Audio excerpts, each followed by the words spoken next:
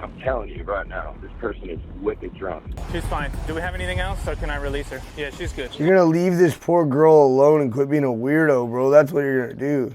Hey everybody, in today's video, we're gonna be reacting to a channel called Code Blue Cam. The video we're gonna be reacting to today is called Stalker Pretends to be a State Trooper. Doesn't end well. Let's check it out.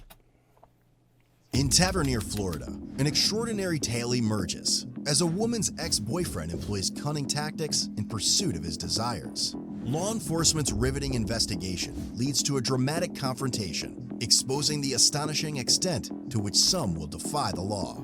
In early March 2022, It sounds like it's some kind of riddle or something. a female reported her ex-boyfriend was violating a restraining order that forbade him from making any contact with her in Tavernier, Florida. The ex-boyfriend was identified as a 36-year-old Claude. named Claude. The female victim stated Claude was served with a final judgment for protection against domestic violence in January 2022. Can't be hitting on your women, man. Prohibiting Claude from contacting her, either directly or indirectly. Since the restraining order was served, an investigation revealed that he had been disregarding it by making numerous calls, sending texts, and mailing USB devices containing messages to the female. Additionally, he was using a phone application that altered the display number, effectively concealing his true identity when making contact. After some time, the female victim reached out to the Monroe County Sheriff's Office and submitted a collection of mails, voice recordings, and videos that demonstrated Claude. Man, that is scary because he's already beat on her before and now he's like sending her all these messages and calling her all this. That's honestly scary. Continuous attempts to contact her. These pieces of evidence depicted him trying to persuade the female to withdraw the restraining order against him. Notably, in one of the calls, Claude went to the extent of using a robot voice in an effort to conceal his identity. However, that didn't quite work. In late March 2022, Oh my the goodness. Sheriff's Office dispatch received a call on its non-emergency line from an individual claiming to be an off-duty New York State Trooper who Oh my goodness. reported a possibly intoxicated driver driving recklessly. Sheriff's Office, this is Ashley. I'm a state trooper from another state. I'm reporting a drunk driver driving northbound on overseas highway. Like, this person's very drunk, very drunk. Okay. Oh my goodness. He's pretending to be a state trooper, calling in his girlfriend or his ex-girlfriend. Give me the description of the vehicle. Yeah, this isn't going to end well. A white truck. Do you know what type of truck, what make? I'm trying to stay away, but this person's really drunk. It's a white Toyota. And what are they doing? Just failure to maintain lane? Yeah, they're swerving everywhere. Okay. What's your last name? Conan. And your first name? Zachary. Yeah, I'm still behind it. And, Surely he gave a fake name, right? they're swerving really bad. I'm not Okay. even kidding. All right. You got a cop over here? There's somebody else dispatching that information out. Okay. Yeah, she's wicked. I'm telling you right now, this person is wicked drunk. Is he just trying to ruin this girl's life? Oh my God. While the alleged drunk driver was passing deputies on routine patrol, they noticed the reported vehicle being closely followed by a white vehicle, which then pulled over to the shoulder. Shortly afterward, Claude emerged from the driver's seat and dashed towards the deputy's patrol car. He made the claim that his ex-girlfriend was driving while intoxicated Oh my goodness, what a crazy person. and promptly asked the deputies not to inform her about his call or conversation with them. Deputies soon conducted a traffic stop on Claude's ex-girlfriend and had her undergo standardized field sobriety tests. Oh my God, this poor girl.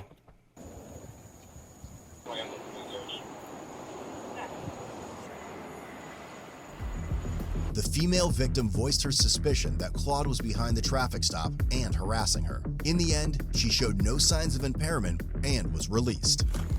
Ma'am, you can put your foot down and go back to your truck. We'll get you out of here in just a second, okay? We had an off-duty law enforcement officer call you in. That's why we had stopped you, okay? Oh my goodness, this poor girl. What a mess. The law enforcement officer observed the violations, which is why we stopped to check on you. Okay, so I understand, I guess, a little bit. And they walked her a long way away from her truck. You're on your phone, but you have to understand, maybe we thought you were impaired. I totally get it. And we really do appreciate your cooperation. I get it. I totally get it. She's fine. Do we have anything else, or can I release her? Yeah, she's good. I know she was. She's... Thereafter, Very fair, I think very fair, and I think the lady was very understanding. Probably more so than I would have been. a sergeant with the sheriff's office spoke with Claude by phone. Upon being asked what agency he worked for, he stated he had another call and hung up. Given the gravity of the incident, the sheriff's office conducted a thorough investigation. Detectives managed to trace the phone number used to make the fake DUI report, only to find that it belonged to a phone application designed to block the user's display number, ensuring anonymous calls. Despite this obstacle, the detectives persisted in their investigation. In due course, the detectives successfully acquired records from the phone application company, revealing the 911 call made from Claude's account with the company. Furthermore, they reached out to the New York State Police and confirmed that there was no trooper by the false name originally provided by Claude. I know that there's a lot of like resources that went into this, but screw this guy. Good on them for just like following up with this and just keeping on it. They could have just blew it off and let it go, but I'm glad they stuck with it. Claude was then contacted again by the sheriff's office, where he provided several excuses for the audio recordings of him, such as the female victim stealing his therapy folder from his bedroom, which contained audio recordings of him. When asked if the original file would be on his computer, he said he had deleted it. They explained to him that the evidence does not support his claim, and that he may have gone too far trying to get the restraining order dropped. At the end of March 2022, man, what a mess this is. a warrant was obtained for Claude's arrest due to him violating the restraining order, and he eventually turned himself in. During the subsequent interview, Claude evaded answering questions by asserting that he was the victim, claiming that his ex-girlfriend had I need so much more information. Like, I wonder how far he actually lives from her. Is he like driving hours out of his way to tamper with this girl or what? used him for years, and stating that he was fearful and dealing with PTSD. When the investigators played the 911 recording, in which he falsely portrayed himself as an off-duty state trooper, Claude denied making the call. Although he admitted knowing the person responsible for the call, he refused to disclose that information. He was shortly released on a surety bond. Following further investigation in late June 2020, This is how people get killed. Like, why would you let him out of jail, man? That's crazy. another arrest warrant was issued for Claude, this time for the offense of impersonating a police officer. Duh. On July 11th, 2022, Claude reached out to the sheriff's office and arranged to meet at a designated location in order to turn himself in on the warrant. The return says warrant for impersonating an official, and then also a protection order. Who's the one that put out the warrant? MCSO? Us? Detective O'Neill. I don't know what it's for or why, but that doesn't sound good. What's the warrant for? Impersonating an official. Okay, for what? What'd you do? My cousin and I called the cops on her for following me, stalking me out with a current restraining order, and she was Oh, so now she was following him. Okay. drunk, and they came and let her go, drunk, and literally escorted her into her building. So how does that fall into you impersonating an Because official? my cousin called, my whole entire family's cops, right? Like literally everybody but me. My cousin My whole entire family's cops, so I can say that I'm a cop. was with me in the car on vacation. This is how it went down. I was driving, pull out of the Big Chill every day like clockwork. You can bet your ass she's gonna know where I am. In fact, she tells O'Neill where I am, finds me at my job, and then tells him, and then he comes to talk to me. And I've been on my best behavior. I pull out, and she cuts me off, Man, how are you so crazy over a girl, man? That's insane. and probably so drunk didn't even know it was me. Drives into the mangroves, and then back onto the highway, and she's an alcoholic. Without crashing? Dude, she is a complete alcoholic, but like without crashing, swerving, you know, driving like off the side of the road. So my cousin's like, dude, call. Why would you not call?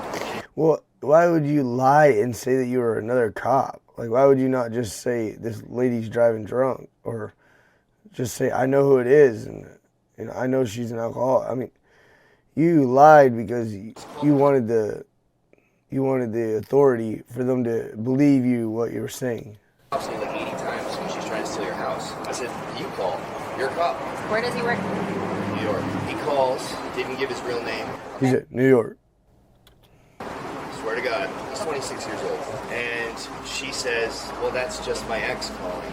So I got arrested for that because O'Neill said that it was me on the phone. Did it come from his phone or your phone? It came from a different phone, but O'Neill has my phone calling his phone, calling. you know, because we're connected in the phones, because he retrieved my phone records. So he has something, but he doesn't have, like, proof that it's my voice. It's not. So what you're saying is it was your phone, but without you actually being on the line. Right. It's not, you know, what am I going to do? I mean, it's not my voice, so... You're gonna leave this poor girl alone and quit being a weirdo, bro. That's what you're gonna do. Have a protection order in place? Yeah, that's why. I have her on camera like 15 times pointing out my blog. Like, I'll be at the food store with kids, just pull right next to my truck and go inside, and then I'll come out. Okay, Miss Officer, I appreciate your service. Please quit with the whole finger wrapping thing. That's killing me. And literally panicking. Of course, my whole life is a TV show. I have a dash cam. My house is lit up with cameras. Smart. And no matter how much stuff I show Judge Garcia, he just denies promotion. You know? You've already tried showing that she's the one that's contacting you or following you or whatever. So that's the sucky thing about like protection She orders. actually came in my house and told me she was going to kill me on camera. I have the video. And then literally looked and smelled my bed sheets, went in my bathroom, went through my drawers and left. Man, this sounds like a crazy, crazy relationship. Both of them's crazy, it sounds like. The cops I was gonna say lied on police record, said that I came to her house. You didn't show them that? I did. I gave it to Judge Garcia. He said she wants to feel safe. I'm going to make her feel safe for 2 years. No, I know, but what they do about that? Her entering your home. Were you guys still married at the time or together or like No, living together? she lived in a different apartment. She lied on record. And the cop even wrote it on the paper. Said she lied. And they didn't do anything about it. And now this guy's destroying my life. Like, Bro, you called the police and said that you were a cop from... You said you were a state trooper from another state. really ruining my life. I'm a single dad. I have my kids by myself. Is it kids in common or no? No. Oh, God. She just wants money. She called me and asked for 80 grand and sent a phone call. Bro, you got money like that and you're worried about some female? Get it together. To Officer O'Neill said that I had contacted her and I still got arrested. So they just confirmed your warrant. So what I'm gonna do is I'm just gonna take your hat off, make sure take everything out of your pockets. Hey. You're right. Why'd you turn yourself in on your birthday? Because he was going to come to my house and make a spectacle in front of my family. I think this is her last shot. So she only has 10 more days to respond to the lawsuit or she loses by default. Yikes. So it's like there's a lot of money on the line though. Right. Okay. I understand if he's fighting for his money, you know? But he said they don't have any kids together. I don't know. Were they married and they split? I don't know. Sounds like he's just like still in love with this girl and he's like crazy. Lot. Ultimately, Claude was charged with felony counts of aggravated stalking, impersonating a law enforcement officer, unlawful use of a two-way communication device, misdemeanor counts of misuse of the 911 system, and false report of a crime. Lastly, A lot of that stuff, there's a lot of fake reports that don't get charged with that. And I think that should be like a pretty strict thing. If you call the police and report something fake, I think that should be punished at a high bar. We've seen a lot of that in the last couple of years. his bond was set at $75,000. Gosh. Head over to codebluecam.com. So she wants your 80K and so do they. Alright guys, if you enjoyed the video, maybe check out some of my other police videos in this playlist and come back tomorrow because we'll watch something else. See you then.